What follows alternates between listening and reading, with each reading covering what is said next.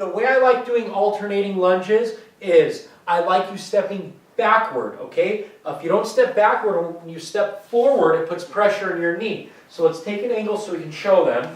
Hip, knee, ankle lined up to start. Hands up here. Shoulders back and down, chest up. Beautiful. Now, we're going to take a nice big step backward. So, he's taking this large step. What that does is it makes it easy for us to get a 90-degree angle. Breathe in on the way down, drive that knee down to the floor, blow out on the way up. Bring that foot back here now. Now switch. Here we go. Breathe in on the way down, blow out on the way up. Bring that foot forward. Now watch how he drives that knee down to the floor. There's a 90-degree angle and a 90-degree angle. Bring it back.